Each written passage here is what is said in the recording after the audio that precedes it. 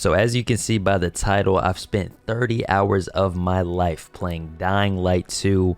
I've beat the main game story, I played a few of the side quests.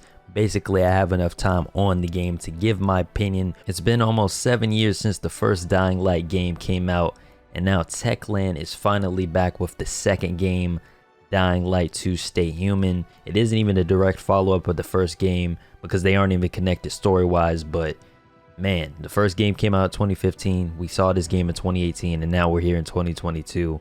It takes place 22 years after the events of the first game, which is funny enough. In a whole different open world setting, you play as a character named Aiden Caldwell. He's an infected survivor on a journey of finding a cure and also finding his lost sister. That's pretty much the main plot of this game. I played this on the PlayStation 5 on release, so some things may have changed, got, patched, updated. We're gonna start off with the good stuff though first, the pros. I played in performance mode, it ran smoothly. I never really noticed any FPS dips. That's like the main thing I look for in a game.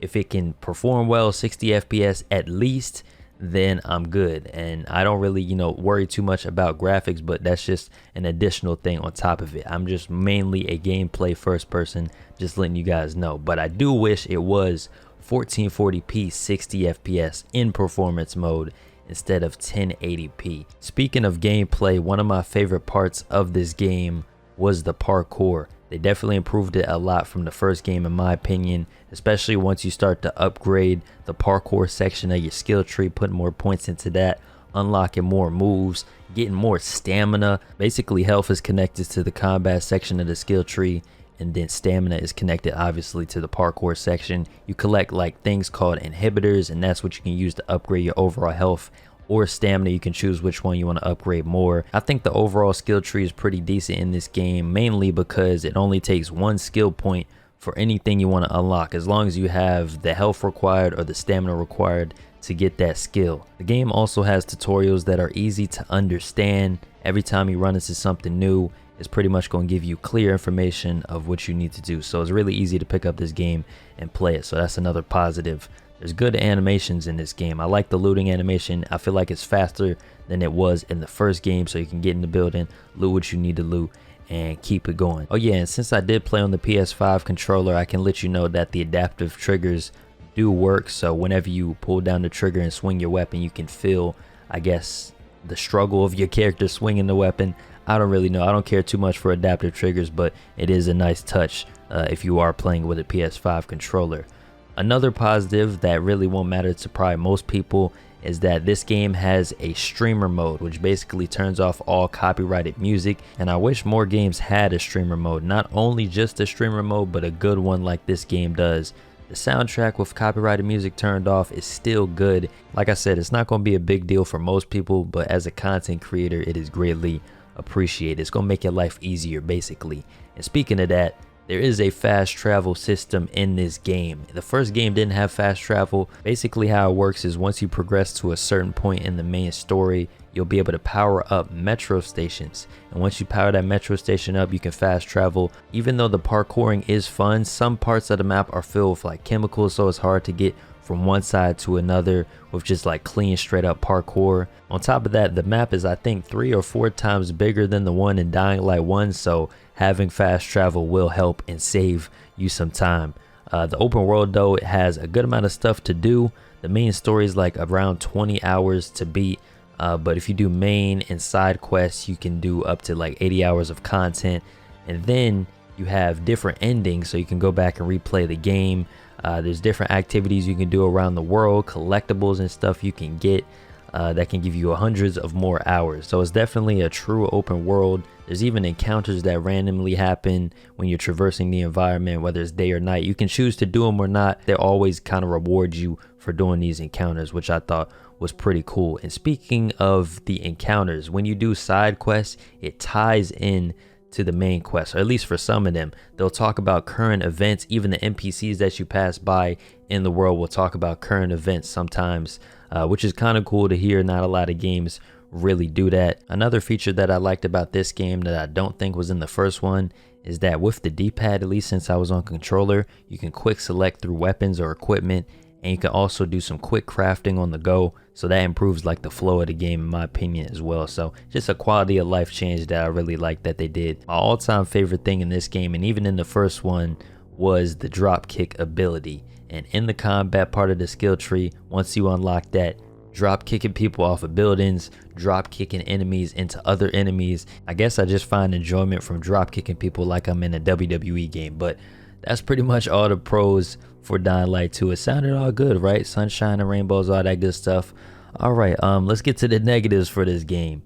First off, I played on PS5 like I said, and during the whole playtime that I had for this game, there was a black screen like flickering bug. Overall with this game, there's a lot of bugs. Not as much as like Cyberpunk, but you know what I'm saying? It's a little crazy. Enemies and NPCs will sometimes clip through walls a little bit.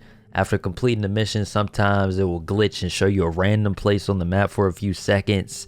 The final boss fight for me, you'll see it in my video on the second channel. It literally glitched inside of a structure.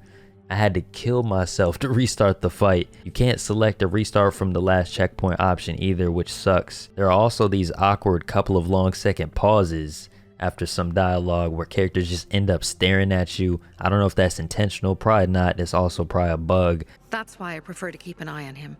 Sometimes I wonder if he's watching over me or I'm watching over him. But hopefully they fix a lot of these bugs. That's really the main, I guess, problems that I've been having on my side of the game. Like I said, I played it on PS5. I heard there was some problems with co-op not being, you know, as responsive. Speaking of co-op, you can't even play with somebody on a different platform. So there's no cross-play in co-op, which sucks at launch. But they do plan on apparently doing cross-play.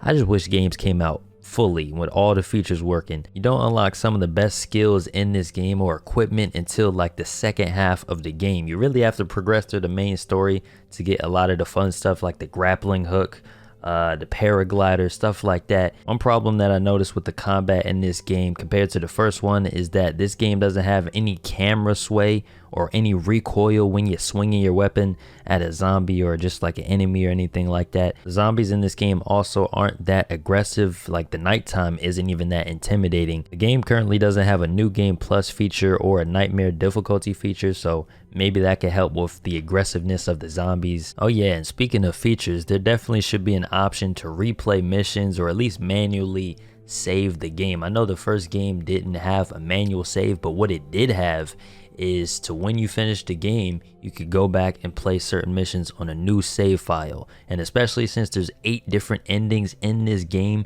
and you can make a lot of choices, it will be helpful if they had that option. I don't know why that isn't there on day one. That would make the most sense. If you want to experience the 8 different endings right now, you would have to start 8 different save games, unless there's something else that I just don't know.